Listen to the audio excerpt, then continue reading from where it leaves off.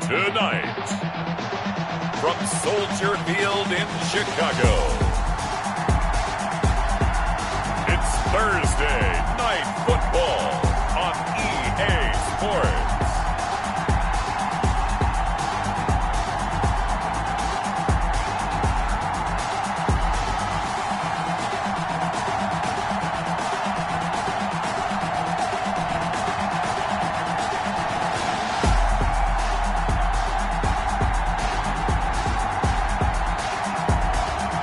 We'll see Tom Brady and the Chicago Bears versus Drew Brees and the Tampa Bay Buccaneers.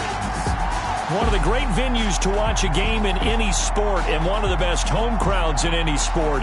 Soldier Field in Chicago. Nothing like the fanfare of introductions to an NFL game, and that was in evidence a moment ago.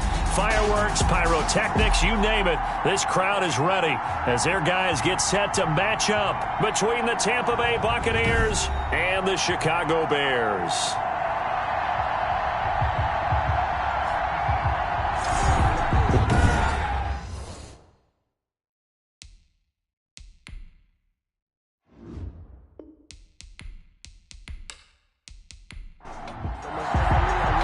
Seems like we were just starting training camp, but here we are in October, and off we go on EA Sports. Fielded a couple yards into the end zone.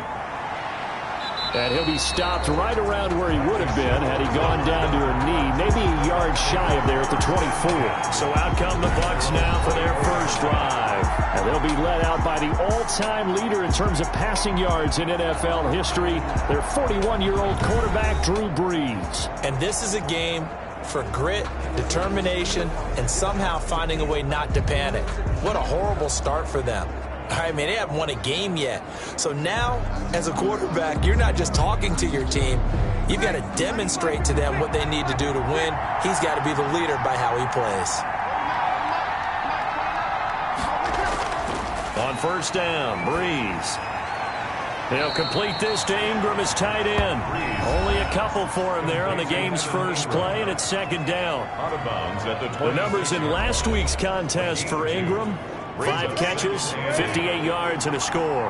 And I get the feeling that he loves this matchup. I mean, the unit he's going against is in the bottom half of the league against the pass. He had to have circled this one on the schedule and said to himself, this should be a big game. And they'll bring him down at the 27-yard line. They follow up the gain of 2 with a gain of 1 that time. Now Brees on third down. I think it's okay there. They didn't get a whole lot on that play, but it's nice to have a safety valve that's built like this guy. Big target, guy you can spot pretty easily. Put it on him when your other targets aren't open. So much about offense is what you call hidden yardage. You know, you throw the ball to someone, they catch it, and then they can make a big play. You know, they create a play, run after catch.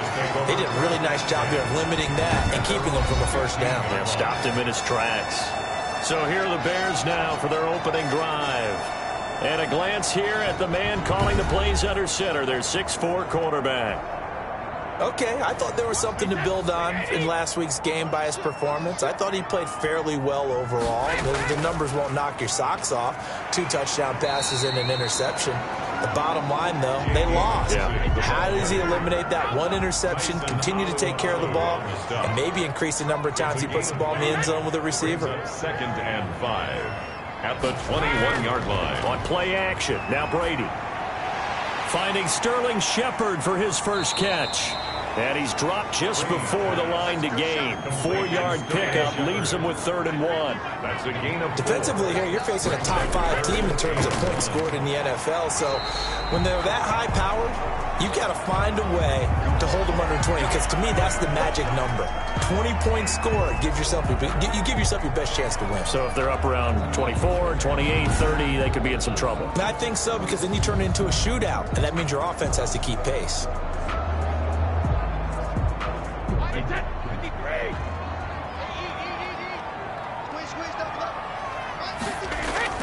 Brady now on first down. Oh, the Buccaneer pressure too much. Down he goes. Below Nichols. The defensive tackle getting in there for a loss of 5. Great job defensively. I think he was trying to go through his progressions, find someone to get rid of the football. Before he knew it, he was on his back. So that just brings us right back to what you said in the beginning. A great job defensively. Nowhere to go with the football. That led to the sack.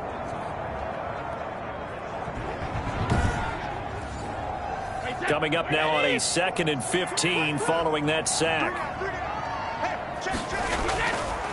Here's McKissick, and that didn't fool anybody. He's going to be dropped in the backfield. 1 yard is the loss. They back up even further to a 3rd and 15. I think it might be time to move to a different section of the playbook there because back-to-back runs, both for loss. Now they have 3rd and long coming up.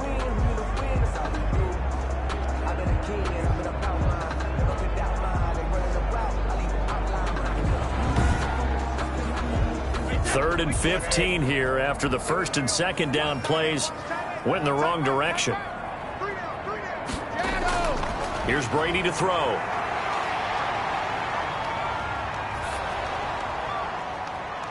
Oh, he almost picked it.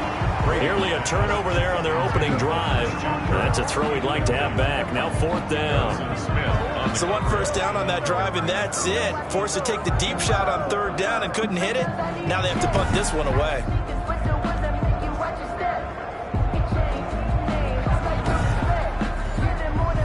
So on 4th down, Britton Colquitt on to punt. Back deep is Marcus Sherrills. He punted 3 times in the loss last week as he sends this one away. We'll call that a punt of 54 yards. Well struck. And the Bucs will get ready to go on offense. Tampa Bay, they're getting ready to set up shop here for their 2nd drive. And the first drive, 3 and out. 2nd possession, see if they can get a little momentum. And oftentimes that first drive is just a feeling out process. You have some plays that you've got called and you want to see how the defense reacts. It may not go terrific on the first one. Now they're ready to go. They've kind of got to look at them, got a sense. Let's see if they open things up a little bit. See if they open things up. Let's see what the defense does here, too, after a good stop. 2 yards on the carry there. It'll be 2nd down. It's 2nd and 8. From the gun, it's Breeze.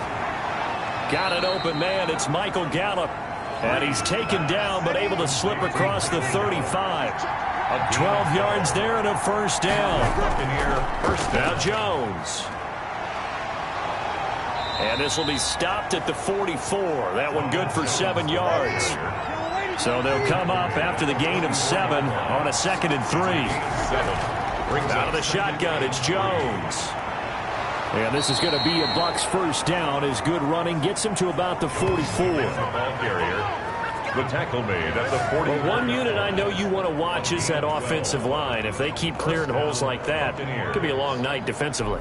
No doubt about it, because when they are in sync, as we're seeing so far, when that continuity is there and you can see that they're playing off of each other while controlling the defensive front and linebackers, you're exactly right. It could be a very long night for the defense because someone's going to run for some big yardage.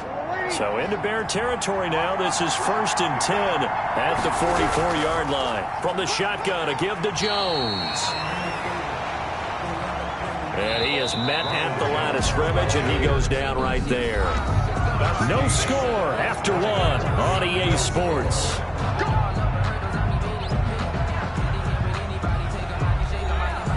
Second and 10.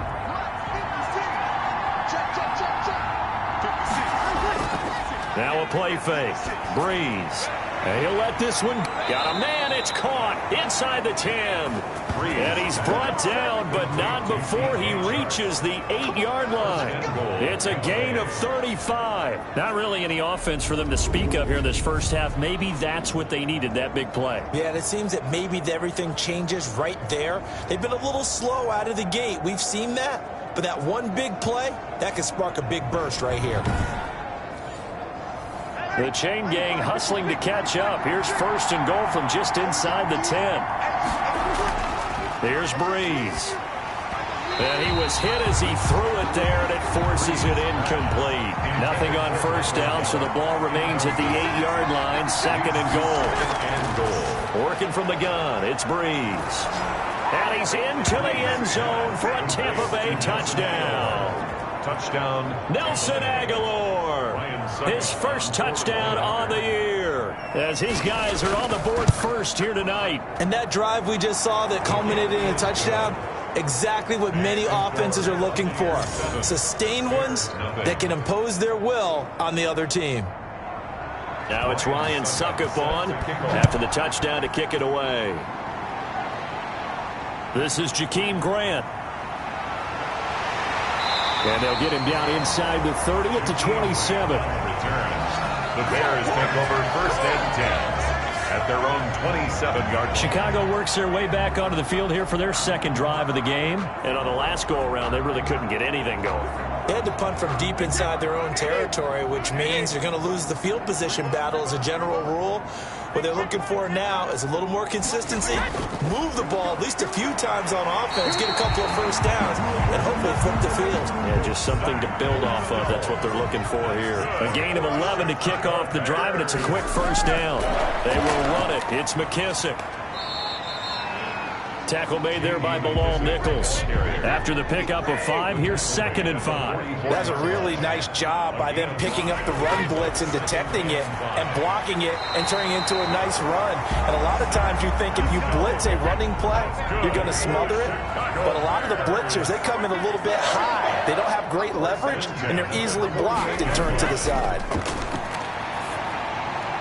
Brady's throw there complete. And he gets this inside the 35-yard line. 16 yards is the pickup there and a first down for Chicago.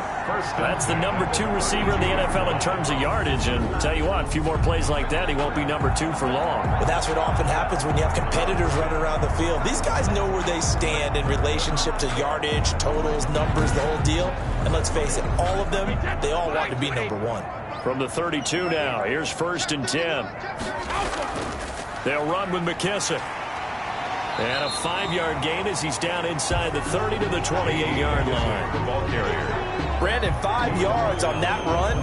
Let's get back to the huddle and make sure you're back. You spend time with your offensive line and give them credit. Hard to move those 300-plus pounders at the line of scrimmage, and they did for a significant chunk of yardage. Now this one complete on the slant route. And he'll be brought down inside the 20 at the 19. So here's a 1st and 10 now, down inside the 20. 1st and 10 at the into the red zone. It's Brady. And he's going to go down. He's sacked back at the 24. Harrison Smith on the safety blitz, able to get the sack. And it's never good to take a sack. You really don't want to take one down here in this part of the field, down near the red zone. Not at all, because you're already pretty much assured of a field goal. But you take a big sack, it could push you out of range, and that's why defenses get a little more aggressive in this situation. They're almost conceding the 3 points. They want to push you back and try and take you out of that. On 2nd and 15 now. Brady, and finding the tight end Hooper. Brady's pass. The reception good for 7. It's 3rd down. Completion was given up, but that's why you play zone defense, so that you can have people around the ball when it's caught, and you don't give up much run after the catch. 8th play of the drive forthcoming, and they need 8 yards on 3rd down.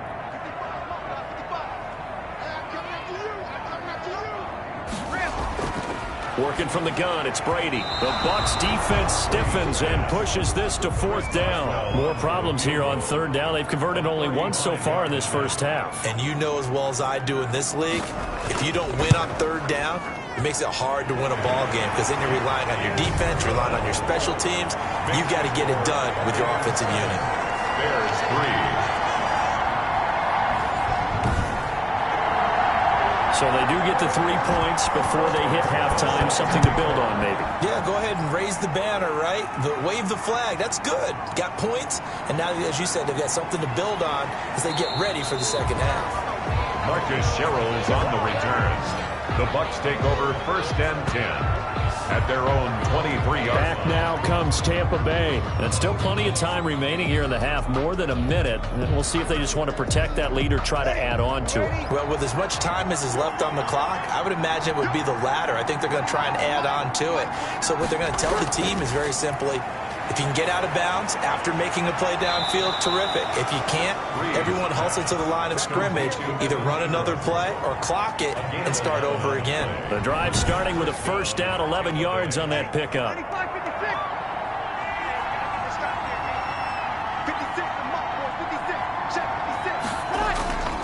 Shotgun now for Breeze. He finds Aguilar over the middle. And he'll be taken down, but not before he works it past the 50. Another nice gain. That's now 30 yards between those last two plays. When you're playing a quarterback with some experience and some moxie, you enter the danger zone when you decide to blitz him, because if he's able to diagnose as he did on that play, he can hurt you downfield. He reads defenses so well, doesn't he? He really does, and the best part about that play for him, I don't think that was his primary target. I don't think so either. I think he had the read, figured out where the blitz was coming from, and went to a secondary target for a really nice gain. And that's going to wind up incomplete. However, we do have a flag down. Let's check in with our referee. So the big play means just like that, they'll operate from the red zone now on first down. Breeze going to throw. His throw caught right around the 6. Now the Bucs going to use the first of their timeouts as they get the stoppage with just under 50 seconds remaining in half number 1.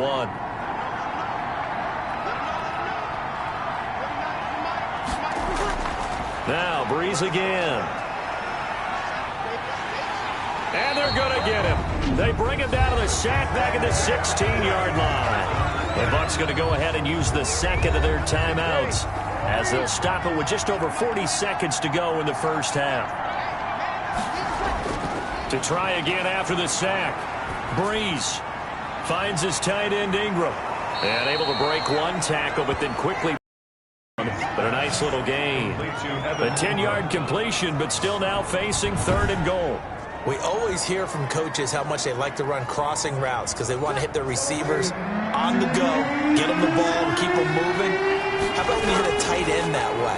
Okay, the receivers are going to run past you most of the time. The tight end, they can do their damage a different way, break a few tackles, and really scatter some people, can't they? The Bucs forced to use their 3rd and final timeout as they'll stop the clock with 12 seconds to go in this first half. A 20-yard attempt.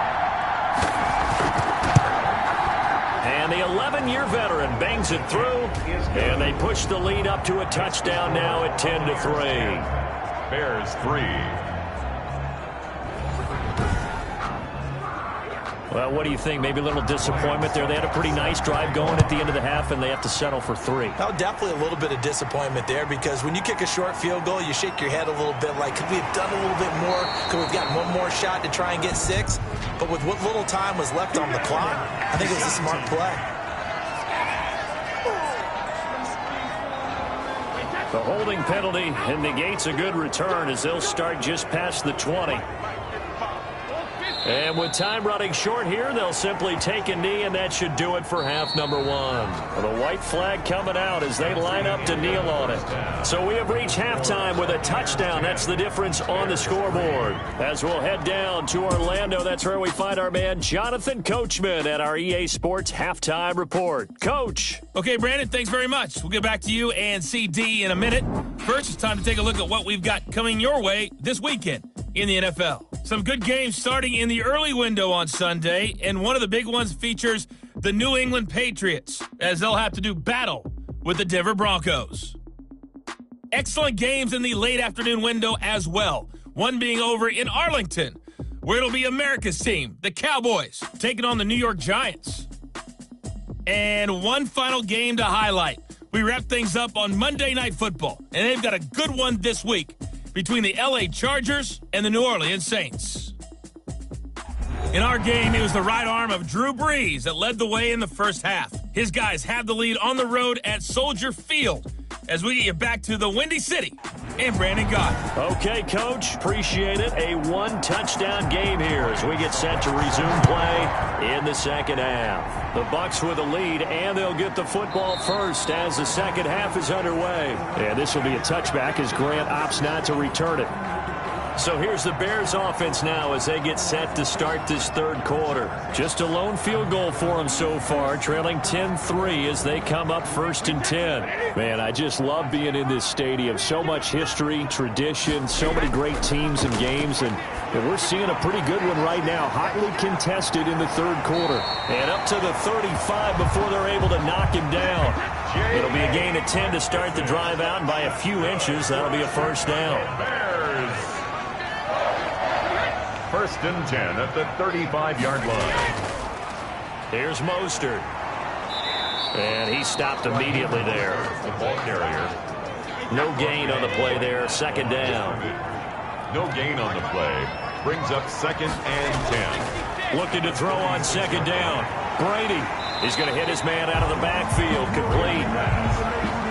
It's a 4-yard pickup, and they're going to face a 3rd down. That might feel like a little bit of a lost opportunity there for the offense because the defense brought pressure that time.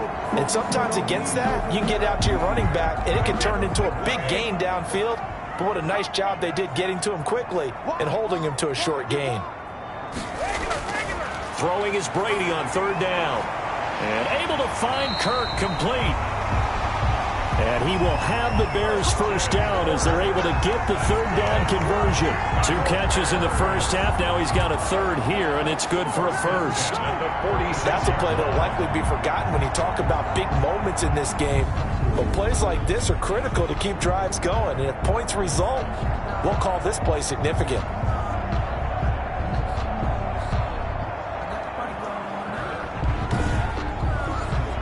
Still in search of their first touchdown of the game, but they're on the move. 1st and 10.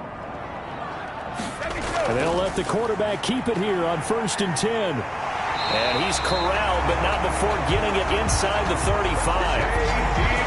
Another nice gain, 13 yards that time, and another first down. Seemed like a couple sets of eyes were on the quarterback, so he decided, hey, I'm going to hand this off. Got a good gain out of it. And you know you need good blocking up front in order to gain yardage, but every one of these RPOs, if you do it right and they look the same, whether it's handed off inside or the quarterback keeps it, that allows you to fool the defense so often. And in this case, fooled them with the inside run.